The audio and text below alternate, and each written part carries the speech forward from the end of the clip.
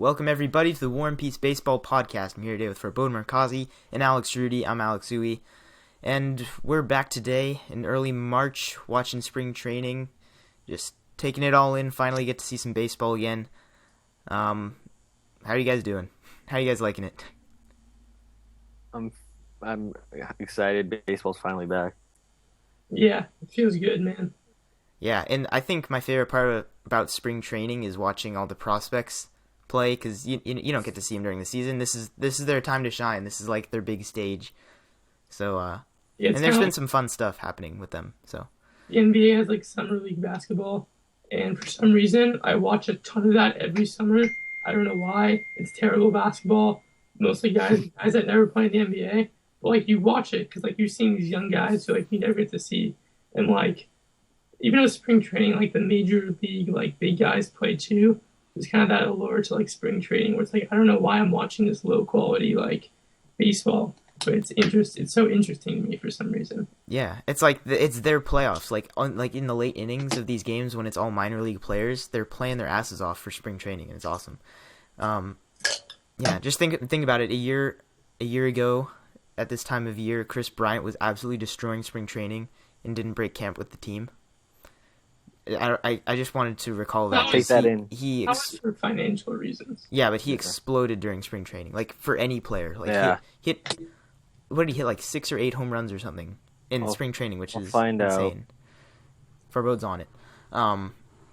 Yeah, so this year there's a lot of good young players, of course, as there normally are. Yeah, but as well as young players, there's a lot of competition on a lot of teams for certain spots. Not necessarily with young players either. There's on some pretty good teams too. We're going to talk about a bunch of those today. That's going to be most of our show, and then of course we'll do Teams of the Week like we normally do, which are the Angels and the White Sox today. So Farbode is going to have a field day. Damn it. With the Angels. I'm gonna have to stop you there. I'm pretty sure Farbode has a field day with the Angels every podcast. Yeah, but now he has a very good excuse. I have an actual reason to do it. Yeah. All right. Let's go ahead and talk about some position competitions going on this spring training. The first one we'll talk about is with the St. Louis Cardinals, the first base spot there. Currently, it looks like Brandon Moss will play first, but you also have Matt Adams, who was the regular first baseman recently, and he's back and healthy. So those two are going to duke it out over there at first base. Who do you think is going to end up with the job, and who do you think is going to start out with the job, but like who do you think is going to end up with it long term? I think Piscotty can apparently play a little bit first too. I think I read something. So he's just going to destroy both of them. No, I was just saying, magic. Even like I was just trying to say it's even more kind of like, there's even more competition than it seems on the service level. But honestly, I would expect one of two things to happen, and I don't think I think either there's a platoon between the two throughout the season, which is helped by the fact that Moss can play a little bit of outfield too. And hopefully they have splits that like they can take advantage of, or two, one of them gets traded. But I don't think one is clearly better than the other, because, and this is assuming Brandon Moss plays like he did on the A's, because Matt Adams has horrendous power for a first baseman of his size. And to me, if I was the Cardinals, I would seriously consider trading him and making Matt Holliday the everyday first baseman. Yeah, he has been getting some time over at first base. I don't think Piscotty needs to be a utility player. I think he can, like he earned a spot in the corner outfield. In the outfield. In my mind. Like, play him in right field every day and let him run with it. Unless something goes horribly wrong, in which case you can always just put Moss out there. But it wasn't like a very short stint for Piscotty. He played a lot of games out in the outfield and did a very good job. Hit very well. I think their outfield, in my mind, is set with Piscotty, Grichuk, and Holliday. Grichuk play center?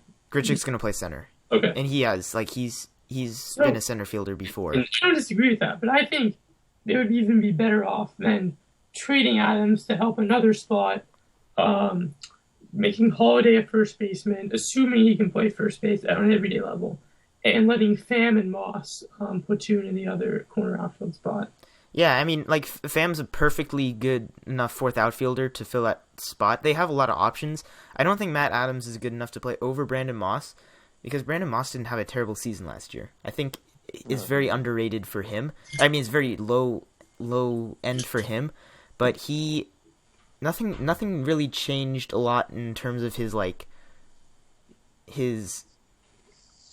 expectations. I don't know. Like, the power numbers were down, but that's the only number that was down, really. Like, he still hit a lot of balls hard. Like, the average wasn't, like, insanely disappointing. All the deeper stats show he's not, like, terrible. He's not a fluke. He's still going to be Brandon Moss quality. So, I don't know. Matt Adams, in my mind, has a lot to prove this spring training if he wants to play.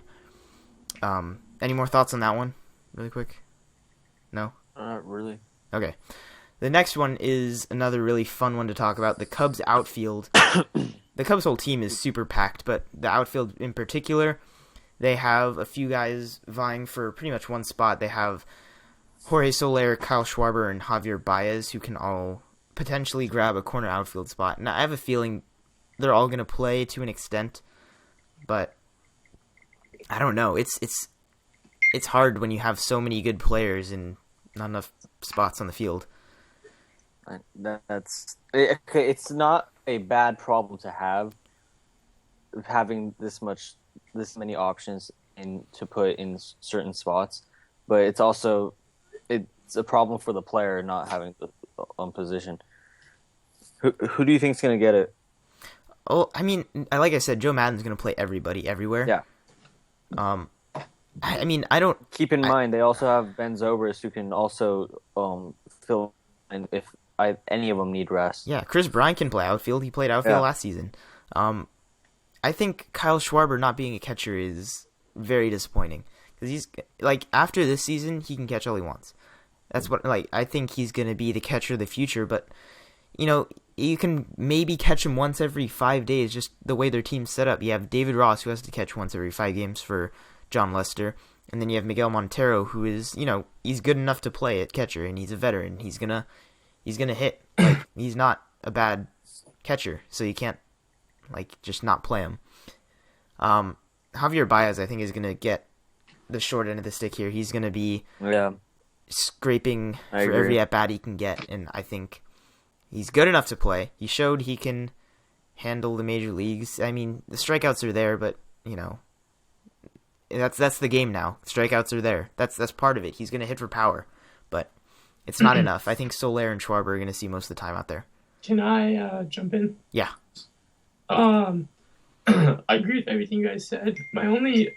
What I really want to kind of add is that I think it was a really poor use of resources by the Cubs to sign Zobrist and Fowler when they have Soler, Schwarber, Baez, and not trading any of those three guys. I mean, just to me, I'm kind of a guy where I think you should either go all in or not in at all. You know, I don't really believe in half measures. So if you're going to want to win the World Series and you're going to sign Hayward and Lackey to these big contracts, and you know, you're going to go for, and, you know, Lester last year, you're going to go from the World Series, you know, you have to commit. And I think, I know what they're trying to do is they're trying to be good now and in the future, but at the same time, I think it just kind of leaves you to waste some talent and some resources, because I just, to me, this is going to be a team that either has at least one of Baez, and probably two, at least one of Baez, Schwarber, Soler on the bench every day. And I mean, these are the top young players in the league, and those teams would kill for them. And you might be really just stunting their growth by keeping them, you know, in AAA or on the bench with a regular play time. Mm-hmm. And I think the part that makes me the most upset is the expectation that these veterans that have, you know, proven they can be solid players automatically get the benefit of the doubt and play over young players, and they're automatically position blockers. Like, you don't see Ben Zobrist is not competing for a job, even though he probably should be with Javier Baez. It's not gonna happen. Ben Zobrist is gonna play no matter what, and I don't get that. Like, young players are so highly touted. They're risky, but they have so much more potential than some of these Well, Ben Zobrist, Dexter Fowler types that I will be. generally agree with you. I don't think that applies to free agents. If No, you're gonna it sign a does. guy, you have to give him the starting job. I mean, that's just part of sign. And that looks. You don't look good as an organization if you sign a veteran and then don't start him, and let young kind of rookies start over him. You're not gonna get a lot of free agents in the future if that's the precedent that you set. Well, it depends on the free agent. Dexter Fowler is definitely a guy that, the point it was in his free agency, could definitely be competing for a spot, but they just, you're playing center field the whole season. They gave him that right away. And that's, he did it last season and he did well, but they had a plan and they just completely changed everything to sign a guy like Fowler, who's not gonna, he's not a top 10 center fielder. He's barely a top 15 center fielder in my mind. So I don't know. It's such a weird measure when you have money involved. Part of that too has to do, like, with the free agents, that they're always going to start because teams essentially should sign them when they need them. But a lot of teams are, as we've said, it's a huge problem with blocking young players because teams don't want to have any risk whatsoever. The thing is, money plays, like you said this already, but money plays a big role in this. Money starts players when they shouldn't be playing. Yeah. A lot of times. So, like, I don't know how. Okay, especially with when they went out and got Dexter Fowler, and before that they had Jason Hayward slated to be in center, right? Yeah. And then suddenly they changed their plans. They're like, okay, no, we want you back and right. We want Dexter Fowler there. But the thing is, you have a Jorge Soler that can play center well. He played right field. Okay, you can, or yeah, okay, with Hayward, yeah, he played right? Yeah. But, so why go out? I forget how much they paid him. They paid, remember? he got, what, it was a 2-year deal, I think, right? I'm blanking right now so hard. But I thought I would remember. But the point is, I think it's likely they're going to have him for 1 year just because he does have the 1-year option. Yeah. So, I mean, it is what it is. Dexter Fowler will, be fine. The Cubs won a shit ton of games with Dexter Fowler in center field. They're not going to get worse because of it, but it's unfortunate for the younger guys. Their organization as a whole. So speaking of money playing a role in positions, let's go to the Angels starting rotation. Your favorite one. You got a guy named Jared Weaver who's somehow still probably going to make the rotation. Well, okay, I'll tell you the 8 guys that are options for the rotation. There's Richards, Haney, Weaver, CJ Wilson, Santiago, Skaggs, who's coming off of Tommy John, Tropeano, and Shoemaker. For me, I already think, okay, Richards, Weaver, Wilson, and Haney are locks. In that order, though? No, not in that order. I'm just saying, like, those 4 are locks, right? Yeah. And then there's Santiago that I would think would be in it. And Skaggs is coming back from Tommy John, so I wouldn't be surprised if he starts in AAA to get those innings back. Same with Tropeano. Tropeano I would think is going to be in the bullpen.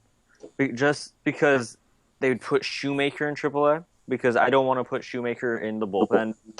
Really? I don't want to put Shoemaker in the bullpen. I'd rather have him be ready if we ever need him to be called up and go like multiple innings. Be ready to be extended out. But Shoemaker's not a prospect. No, I know. he's gonna, if he plays, this would be his 4th year in the big leagues, but like 3rd full. So, no, the things I've read right now say Shoemaker's more likely to be in AAA with Skaggs than Tropeano, but I'm not quite sure. Tropeano's been in AAA a lot, been in the minor leagues the last couple of years, so I'm not quite sure. I don't know. It's for the 5th spot. I still think, since money plays, it's going to be Weaver, Wilson. That's obviously going to make it. Richards is the ace. Haney's going to make it. He pitched well last year, and then Santiago. Santiago's an all-star last year. Even though he had a tougher second half, I think he's still going to make it. So that's already 5. So And then, here's a question: does Santiago get traded this season? I don't know if it's yes. Okay. It depends on what Daniel Nava does. How the What? offense. It depends on how the offense is with Daniel Nava in left field and what they can get for another offensive bat. Because you could An trade offensive Santiago. bat. Wow. My bad. An offense. My bad. I'm A just bat. making it hard for you. It's okay. Yeah, a Just giving bat. you a hard time. Yeah. I agree. Like Santiago needs to go. That's what I'm hearing. They have young players who are waiting to break in Skaggs and Tropiano who can be good, and they have old guys that they're watching the clock, watching the calendar to wait until the days where they don't have to pay Jared Weaver and CJ Wilson anymore, and they can This is their finally last be on their years of merry their ways. contract. Angels don't by any means think because they have a lot of starting pitchers it's going to be good at all, because it's not. No. Another starting rotation that has some competition going is the Blue Jays. Mostly for the 5th spot, they have 3 guys that could potentially pick up that role. Is Jesse Chavez, Aaron Sanchez, and Drew Hutchinson. Hutchison, yeah. They are all different. Chavez is probably like the most steady of the 3. Sanchez is a young guy who pitched out of the bullpen, but originally came up as a starter, and potentially could still be a starter. And then Hutchinson is the guy that's like shown flashes of greatness throughout his time with the Blue Jays, but then has been really, really bad at some points. I think this is the most interesting starting rotation competition going on. Just because they're such different players to compare. Don't you think? Sorry, I blanked out. I think it's honestly, if I was a betting man, I would bet on Hutchinson getting the 5th spot. Chavez being the long guy out of the bullpen of injury replacement. Yeah. And then Sanchez returned to the 8th, 7th, 8th inning ish land where he excelled. Did well last year in that spot. Yeah, he was really good. So I would just see him as a reliever, because you don't want to do what the Yankees did to Phil Hughes and Jabba Chamberlain, which was having him go back and forth, and that tends to stunt guys' growth when they are committed to one role quickly. Yeah. I mean, I really want Aaron Sanchez to be a starter, and I think he still can be a starter. And for the Blue Jays looking forward, that's probably their best move, is to make that transition now. But they're a playoff contending team right now, so I wouldn't hold it against them if they kept him in the 8th inning, Because where he'd be good. Yeah, he does good there. So I think overall, if this wasn't the Blue Jays that are the contending team and he does really good there, I think you put him in the rotation and have him not. I don't like I like what Rudy said, where Phil Hughes and Chamberlain their growth was stunted by moving back and forth. I think that's the last thing they should do, because I think they should either give him the rotation and let him grow from there, or give him the 8th inning spot. Well, now and let the him thing grow about from there. He's going to be the 7th inning guy now, because they 7th, have 8th, Osuna yeah. and Oh, yeah, Storin. that's right. Yeah, so, if it was me, I would start Aaron Sanchez, because just looking at their rotation right now, they have Stroman, they have Dickey, they have Happ, they have Marco Estrada. Of those guys, Stroman's the only power pitcher of those guys. Having another power arm in the starting rotation will help in the long run.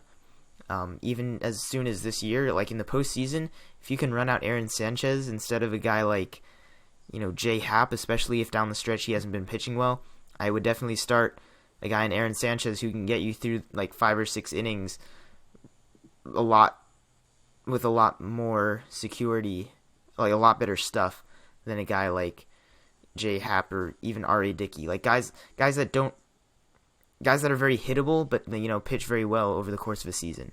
You know what I mean? Yeah. Yeah. All right. Let's talk about the Dodgers outfield now. This one is the age-old struggle for the Dodgers. Yasiel Puig headlines those outfielders out there.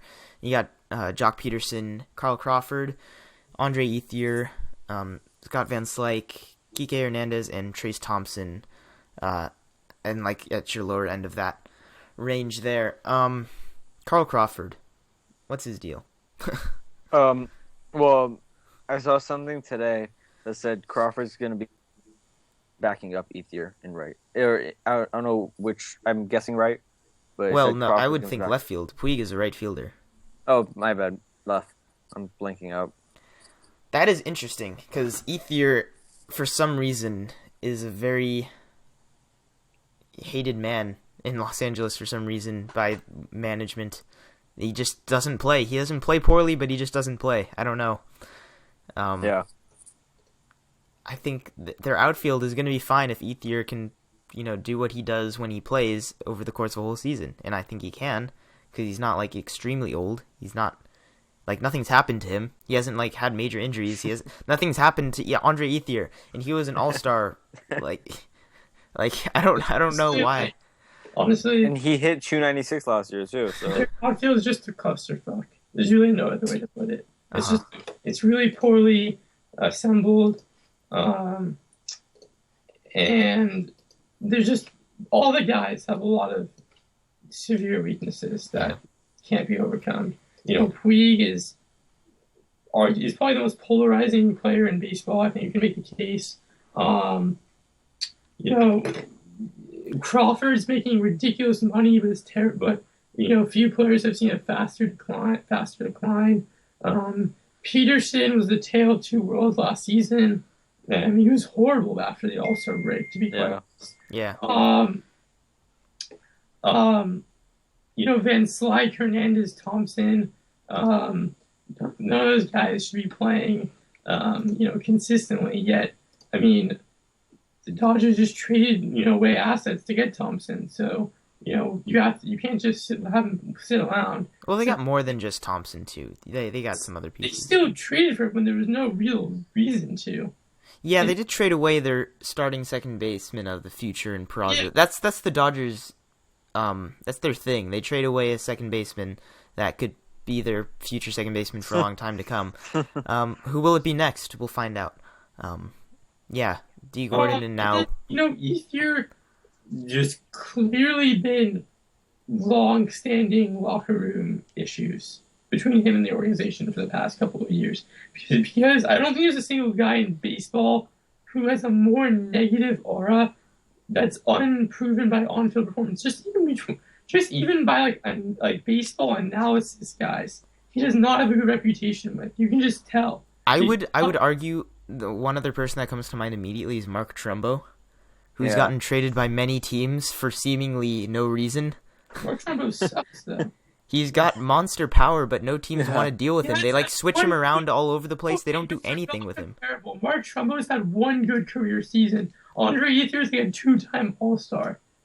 Come on, that's like part of it though is just because I think the way they're screwing with Ethier in a similar way they've totally screwed with Mark Trumbo. They moved him to the outfield, all right, you'll play there, you'll still hit or whatever, and they moved him to third and then the outfield. Yeah, they're completely screwing with this guy.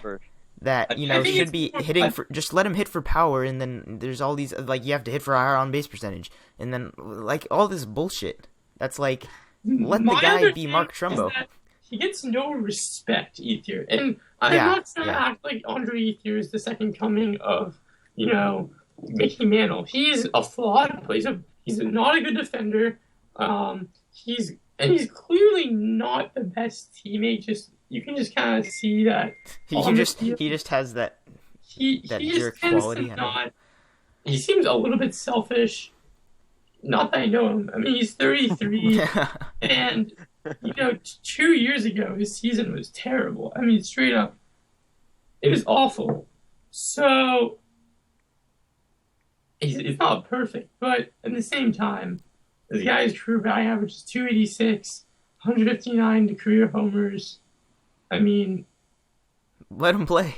Let him play. Yeah. I like their backup options, though, because they are backup options. Kike Hernandez is a super utility. He plays infield as well. Trace Thompson's an interesting guy who could gain attention by other teams.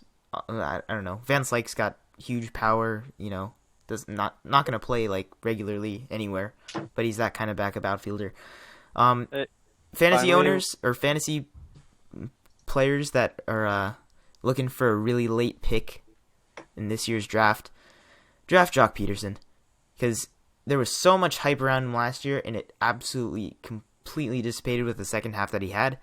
He's still pretty freaking good. He had a rough second half. That's going to happen. He's still going to hit 20 home runs at least, and ideally he doesn't have the same struggles that he had in terms of batting average.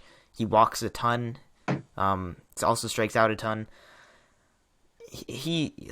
People give up on this guy. Have given up on this guy so quick. It's unbelievable. 1 year, and it's like, oh, this guy's had a full career. He started off really well. He's in the prime of his career, right around right before the All-Star break, and then he hit his steady decline the second half of that season. Like, that's not fair. It's not fair to do to a guy like that. And Rudy, you're definitely one of those people. Don't argue with me. Huh? You're definitely one of those people. I don't care if you don't know what I'm talking about. You're one of those people. I criticized him severely after one season. Yeah. Yes, he didn't show a very good ability to make adjustments to his approach or his swing when pitchers figured him out. I think that's valid criticism. If you say so. I mean, I don't agree, because young players tend to have struggles and strike out a lot. It happens. Not young superstars. It's a sign for an underwhelming career. That doesn't live up to quite the hype. That's what I believe. Is he not going to be the starting center fielder for the Dodgers? He seems to be more the next Jason Hayward than the next Mike Trout, if you ask me. I can see. I would argue closer to Mike Trout, just because Mike Trout has been a huge power player with a lot of strikeouts and then kind of course corrected there. I'm not going to say he's going to be a 40 home run player, but he is a lot closer to that. He has speed and doesn't steal bases for whatever reason. I don't know. I think he profiles a lot closer to Mike Trout than you think. Like, he's very close. I know it's not enough for you, and if you see something negative, you latch onto that, and I don't agree with that. I see potential, and I latch onto that, and I see upside. I still see upside with Jock Peterson. And everybody saw a huge upside last year. I didn't say you have any upside. You seem like he's gonna be a very mediocre, below average average player. He's a mediocre player. He's one of the best outfielders in the league. Probably top 10. Not offensively. Overall, though. Yeah, sure. But I'm saying offensively, he's got huge upside still. If you say so. Aha. So we both got an if you say so from each other. I'll take it. Last one we'll talk about is the Nationals shortstop situation with Danny Espinosa, Trey Turner, and Steven Drew. Screw the Nationals, dude. Screw them. They could have easily just played Trey Turner and Danny Espinosa up the middle. They're like, you know what? We should sign Daniel Murphy to play second base for us. Because why not? And then we'll sign Steven Drew just to make these other guys have to work even harder. And then have Steven Drew never play. That makes no sense to me. I don't know what the heck they're doing. They are the kings of blocking the prospects. I can't. They're second to the Cubs, but they're up there. Trey Turner's good. Trey Turner's really good. Is nobody gonna talk to me? I think. I think. Go ahead. I don't think it's really that big of a logjam because Drew is really, I think, just there, just as an emergency kind of Brendan Ryan type of guy. I mean, they paid him way too much money for that. Wait, how much money did they give him? Actually, maybe I'm wrong. Maybe only it's not a lot, but there's no need for him. They have more backups than him. Yeah, whatever. Yeah. I think Espinosa is the bigger issue because, I mean, Drew, okay, there's probably really no reason to sign him, but he's not making enough money to really make a difference, and it's always good to have depth. But as long as they don't really affect, other players' playing time, which he won't, Espinosa is, I think, a lot more interesting. 28. And he's kind of a very weird guy. He hits just enough, I feel like, to be worthwhile, but he's really not your ideal starting player. But he's not specialized enough at defense or hitting to really be used as a part-time player. Like he's not like a defensive sub or an offensive sub. He's neither. He's just Yeah. okay. So what do you do with a guy like that? And honestly, what they're doing might be the best way to combat that because he's a good backup. He's a good failsafe if Turner, for whatever reason, doesn't work out. I personally think. I mean, I'm not sure. I think Turner's not gonna. I think Espinoza has it at the beginning, and then later in the season, Turner takes the shortstop spot from him. Yeah, that's what's stupid. If you're planning on starting Espinoza anyway, like, why not start him at second base? They're going to start him over Trey Turner, which is the biggest problem in my mind. Yeah. Like, Espinoza is not... He's going to change positions. Like, he's still going to start. Like, he's the favorite right now, and that's been noted on many levels, that Espinoza is the favorite to start at shortstop for the Nationals. And I think Espinoza is good enough to not lose his job necessarily. Like, Trey Turner's going to have to be really good to take his job, which he is really good, but he's going to have... It makes it a lot harder for a prospect to break through when you have, a guy like you said, he hits enough and he plays good enough defense to play. It's not like he's trying to... It's not like Espinosa is better than like Jimmy Rollins out there who has Corey Seager waiting in the wings. Right? Yeah. Yeah. So it's frustrating. Can I just kind of go in a little bit larger picture for a second, if that's okay? Yeah. In the past kind of 5 years, I think few teams are more fascinating from a geek baseball fan standpoint like we are than the Nationals. Like, just this period in their history is really interesting. Just kind of all the roads they took, all the forks in the road. Who remembers when Ryan Zimmerman was like one of the top third basemen in all of baseball? I do. I mean, they were predicted to win the World Series by almost every major, ESPN, Sports Illustrated type organization, like for a 3-year stretch. They've had a ridiculous amount of talent go through their team the past, 3 or so years. And they've never kind of put it all together in 1 year where all cylinders fired simultaneously. And not to say they've made any, drastically terrible moves. It's just, it's almost kind of a team. It's kind of what if they had everything work in 1 year? What could they have done? So it'll be interesting to see if this year they can kind of shed that kind of like mildly disappointing cloak and reach kind of the glory I think we used to expect them to achieve. Well, I agree, but this year's more boring in the what if everything works scenario. It's just more boring. Like, Harper can't be better than he was last year. He was insane last year. And it wasn't enough. Ryan Zimmerman has to be better. He's playing first base now. He's not as valuable overall. Anthony Rendon has to be what he was 2 years ago, which can happen. I think it will happen. But, again, that's very few guys. Like, you have Trey Turner, who's going to be battling this season instead of just playing his ass off at shortstop. And then you have, like the Ben Revere, Michael Taylor, Jason Worth kind of situation out in the outfield. Those guys are not... Jason Worth is not the same Jason Worth. Ben Revere is not... Ben Revere and Michael Taylor each have their problems on their own. And then, it's just not the same team. They don't have Jordan Zimmerman anymore. They don't have the super rotation. It's Strasburg and Scherzer and, who else? You got guys like Joe Ross still, but, it's not the same. It's not the same vibe that I'm getting from the Nationals going into the season. The Mets are the heavy favorite in it right now, and I'm going to have to stick with that until... the whole Mets team gets injured. I still kind of can't believe that Cespedes took that deal. I'm going to be completely honest. I think he likes New York. That has a lot to do with it. And he's making a lot annually. Ian Desmond bet on himself last year, and look where he is. He lost 100. Was that last year or 2 years ago? I can't remember when that offer was made. It was 2 years ago. I think it was 2.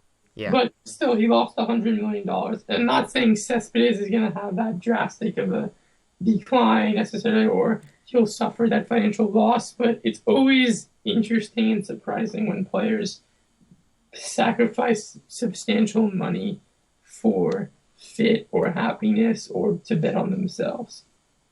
Yeah, I think you see that a lot more recently with players gambling on their worth and then not paying off in a lot of cases. So we'll see though. We'll see how that division plays out. Trey Turner is going to be the shortstop of the future, obviously.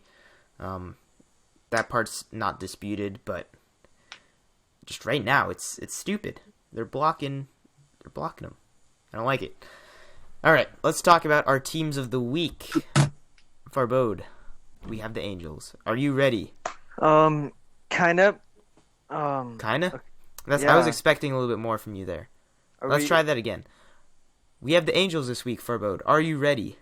To shit on them or to be that optimistic Harold Reynolds from MLB Network? Let's try both. Let's make this interesting. Let's try both. Let's start with optimistic Harold Reynolds. I'd rather shit on them first. No, you gotta. Oh, okay, fine. Fine. Start Okay. with the negative Nancy or whatever you want. Well, okay. We all know that this team didn't sign anyone in for starting the offseason we said they need to go out and sign an impact bat, just like a Justin Upton, like a Cespedes, like a Alex Gordon, and they didn't. And now Fangraphs projects them at finishing fourth in the West. Pecota, however you want to say that, also projects them at fourth. They have the worst farm system in baseball. I don't think the 29th worst farm system is anywhere near as bad as ours. They still have Mike Trout. I don't get how a team that's this poorly thought out has a guy like Mike Trout. We talked about the rotation earlier in this podcast, but I want to go over the lineup that's kind of just cringeworthy right now. I think Yunel Escobar is going to lead off. He's not your typical leadoff hitter. He'll be fine. Yeah, I think he'll be fine. And then, depending on how Nava hits, you could put him at second because he has when he was good, he had that 350 on base percentage and hitting behind Pujols and Trout. How is Calhoun not your two hitter? You need someone behind Pujols. I don't trust Crone. Crone's way too Again, how is Calhoun not your two hitter? How is Daniel Nava your two hitter over Cole Calhoun? I want, in a perfect world, we'd have a Justin Upton or someone behind Pujols, and you don't, so suck it up. And we'd have Calhoun batting second. But I don't know. That's how it looks like it's going to happen if Nava hits bone in the spring. That Nava's going to bat second, Calhoun's going to protect Pujols. I think Calhoun hit 26 homers last year, so there's something on that. But after Calhoun, there's Crone, who's incredibly streaky, and then meh, and meh. Who are the mehs? Carlos Perez or Giovanni Soto, whoever wants to hit for catcher. Whoever wants to play, basically. Whoever. Yeah, Giovitella and... Oh, God, Giovitella is so bad. Yeah, and Simmons. Yeah, Simmons is bad, too, but, you gotta have him. Yeah. Get a second baseman. Get a first baseman. Hey, Hector, you want to... Sign Justin Morneau or Pedro Alvarez, or sign, You know what's ironic? They No. weren't willing to go over the luxury tax for, like, a Alex Gordon or any of the big left fielders, right? Yeah. But they offered Austin Jackson last week, and that would have put them $2 million over. I think it's the most frustrating. If you, no offense, Farbo, and don't take this the wrong way, but I think as a fan, it's probably the most frustrating stage in a team's kind of building or whatever, or development is Yeah. whatever stage you call the Angels. I guess it's the Met base. Whatever they are. Where you guys, it's kind of you guys have talent. It's there. You have Yes, I know. space, We're but not. you Yeah. mismanage yourself so much the past 5-ish years that you kind of took every step forward. You took two steps back. I completely agree. The Wilson contract, the Weaver contract. The Weaver contract seemed like a bargain at the time, as did the Pujols even. The Hamilton contract, the farm system. So you're left in this really weird stage where you guys are not good. You're not bad enough to just tank and rebuild, and you can't do that anyway since you have Trout. And you're not good enough to contend. And I don't blame Art Moreno for not spending over the tax for a team that honestly can't contend really unless he spends way over the tax. As much as I think he's a very flawed owner, owners have done worse. So I think patience is the only thing you can do, and it sucks. But you're gonna be wasting part of Trout's prime, and until the next ring of the next team, kind of the next not Mike Scioscia era led team. Mike Scioscia contract ends in 2018. I personally, all the Angels fans were pissed that he wasn't going to go for it. Artie didn't want to sign a left fielder, and I was along with that. I didn't think if they didn't sign another bat, they would have negative chance of trying to contend for any spot in the playoffs, whether it be wild card or division. Even though I don't think they had any shot against the Astros, but one thing that I don't understand is, I'm pretty sure the tax is like the salary and the payroll and everything is done after the season, where then that's when they tax everyone, everything. Weaver and Wilson's contracts come off the books this year. That's That's a lot of money coming off the books. That's a lot of money. That's a lot of money coming off, and that's already going to put them way below. I think another guy's contract is coming off this year too. So, who might that be? I forgot. I think Hamilton's is next year or the year after. It's not next year. It's not this year. Yeah, I know it's not this year, but it's just annoying. I agree with you, Rudy. It's the worst spot you want to be in as a team, as a front office, as a fan, where you're not have good an enough. MVP, but you suck. Yeah, he's the only reason that people go to the games. You have an MVP, you have a former MVP, and you have an MVP on another team that you're paying a shit ton of money, or a former MVP on another team that you're paying a shit ton of money. I'd rather pay for him to be on the bench for them than be on the bench for us. It's okay. That made no sense. Okay. Do you want to give a happy, cheery Angels fan a try? You guys talk. I'll try. You're gonna have to muster up some courage first. Yes. Okay. How long is that? How much time do you need there? 2 minutes. Do you want us to move on to the? It's gonna be weird. We move on to the White Sox. Are you sure you can't? Just get it. I'm kidding. Okay. Get yourself together. Okay, get yourself psyched up. I believe. Some bright spots on the team. Obviously, I think if you look at Richards, he's 1 year removed from that injury. I think he's gonna have a better year this year. I think Haney, he was a bright spot in last year's annoyingness. He did good. I think he's gonna have a pretty solid year this year. Trout. I don't have to talk about Trout. I'm excited to see Simmons defensively. I want to see if he can hit above average. Yeah. No. Okay. Shut that one down quick. I don't know. All right, that wasn't bad. That was pretty good. It's kind of say one last thing that we can move on. Yeah. I feel like it's kind of the most, even though you guys have Mike Trout, and to me it just almost feels boring to be an Angels fan right now because there's no there's no plan or direction really to think about. I'm kind of having that issue with the Knicks in basketball just to compare. Even though we have Porzingis, who's the future of the team, there's no clear next step, next move to move us along. There's no, and we even have Melo too, which is kind of like the Pujols.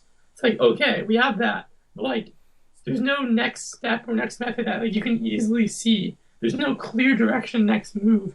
As a sports fan, it's always comforting and it always adds excitement when you have a process or a plan that you can see. That's the one thing that's been really bothering. Like that's bothered me. I've never seen any sort of like, oh, the front office is gonna definitely do this. They've had like lofty promises they're gonna set out, like any front office like does or says, but they've never had this straight up process that we know parts of it as fans, and we see the team going in some direction. And honestly, the only thing that the Angels have done signing wise has just been random surprise signings. They haven't been like, oh, we need this, we're going to go out and sign him. Or random trades for a position that they already have filled. Very true. That was twice. Actually, no, once, but yeah. Yeah. I think having an MVP to rally around is very important in terms of, just fan base. Like, there are definitely teams out there that don't have that central figure. Mike Trout is definitely keeping this team's morale, like, afloat. Fans still love to go to Angels games just because of Mike Trout. Trout jerseys sell. Like, they've had like 13 years. He's the face of baseball. They've had over 3 million fans, so they have the face of baseball. That counts for something. Yes. Yeah. All right. That is it for the Angels. We have the White Sox to talk about still, who are, first of all, the way we do these, the way we pick the teams of the week is we go from the overall rankings from last year, and we go from top to bottom and bottom to top in terms of record. So, we'll start with the best record and the worst record. So now we're like somewhere in the middle there. The White Sox are going to be better than the Angels, and they are can I ask you the worst record question? team. Yeah. No. Those websites had them at fourth, right? Where do you see the Angels finishing? Do you see them at fourth behind them? I normally ask that, and I just kind of let them sit there. Yeah, I forgot. I would like to say third. I think they're fifth. I would say fourth. Thanks. I think they're gonna have a really disappointing season and finish fifth. I'll give you fourth for them. I don't like them. Thank you. Mike Trout is gonna miss any amount of time Mike Trout misses means they finish in, if in fifth. Mike Trout gets hurt, knock on wood. It'd be a good year to get hurt, though, actually. It would There's never a good year to get hurt. No, but like if you're gonna get hurt, if it's an injury yeah, I know what you mean. Get hurt, like that's the year to get hurt in, is what I'm trying to say. Yeah, I know what you mean, but and I think it would help him get a better draft pick. So like, Mike Trout just sit this year out. Well, it seems like how about this? We'll just like rent out Trout to like a team for the season. That would be awesome. I'd just be down. We need money. Yeah, why don't teams do this? This should be a thing. Like, how about this? Like a team pays you like $30 million, let's say, and they get Mike Trout for a season. They would pay so much more than $30 million for Mike Trout for a season. $50 million. Think about contending teams pay the Angels that amount of money, and the Angels are paying him. Mike Trout's getting paid still, and then why is this not a thing? That'd be a cool rule, right? Yeah, and I feel like I feel like that's totally fine. Like it just has to do with like contracts and whatever. That messes up with the loyalty of the player, though. It's like you really just freaking gave me up. I don't think the player would mind if he's getting fucking paid for a year. Yeah. No, Trout wouldn't get. No, he would get paid some. Like you can't take a guy that's like in the second year of like team control and then do that to him and not pay him at all. No, I was just saying. Trout's. I'm not saying Trout's that guy. Trout's already getting he's under contract with like an extension, like a healthy $100 million extension. Like they have this in like. Just interrupt this. It's like how they in European soccer they have this. It's called the loan system, where they loan out a player through it's either like 3 months, 6 months, or a year. The other team pays the contract, and they have an option to buy. So why you can't do? They should do that in the MLB. You should be allowed to loan players to other teams. No, but the thing I'm saying is, teams could easily do this with players under team control and like really team friendly contracts, and then the player has like there's no benefit for the player. I think like the player gets a cut of that, and then it helps the team out a lot financially as well. Like, a guy like Paul Goldschmidt, you do that with him, what does he get? He gets nothing. Like, he should get something. He should get a cut of whatever team. Paul Goldschmidt is already getting nothing for. That's what I'm saying. He should like if you were to rent him out to the Pirates, the Pirates would pay a certain percentage to the team, probably majority of that, and then then pay Goldschmidt a certain amount. That would be better than what he'd get paid if he were to stay on his original team. So everyone benefits. You know what I mean? Yeah. Follow? All right, Yes. this is revolutionary stuff right here. Actually, I If am War going and to. Peace Baseball thought of it. Yeah, we're gonna make this a thing. We're gonna start a campaign, right? We're gonna get to work right after this podcast. Okay. All right. Let's talk about the White Sox though. They had a very interesting offseason. They got I agree. one of my favorite, just like MLB people in Todd Frazier, and they also got Brett Lowry. They got who else? They got? They just signed Austin Jackson. He might start. Matt Latos, Yeah, Matt Latos. Who else did they get? Alex Avila, Alex Avila is another low key, very Leonardo interesting pickup. Navarro. Yeah. That was it, right? We covered that. Oh, Jimmy Rollins. Yeah, those are the new look White Sox. I think they are. Matt Albers. I think I already had him actually. Sorry. Oh, okay.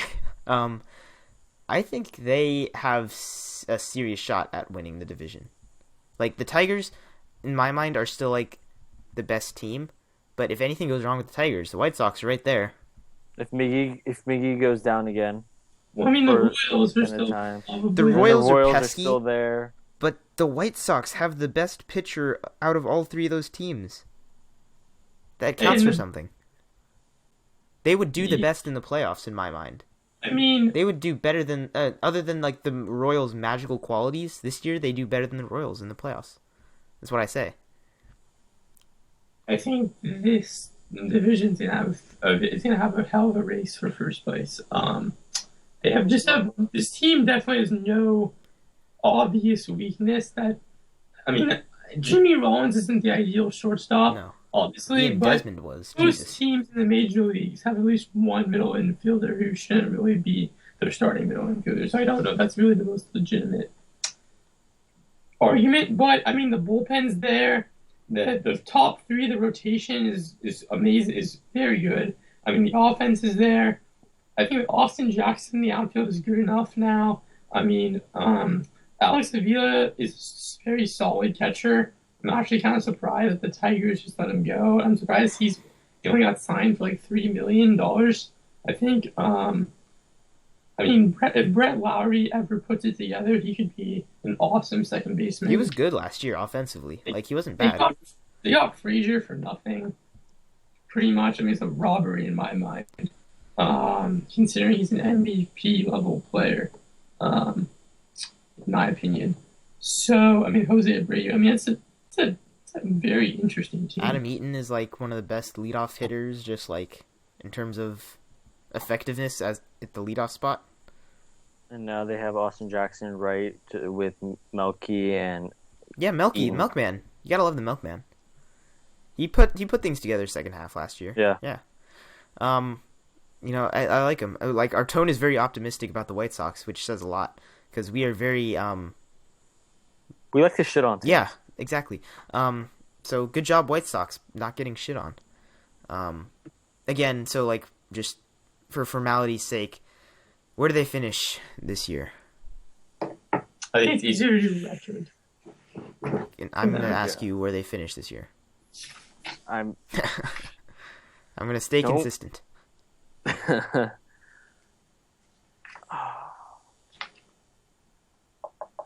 I say they come in second. I know this is hard for you guys, but please try to.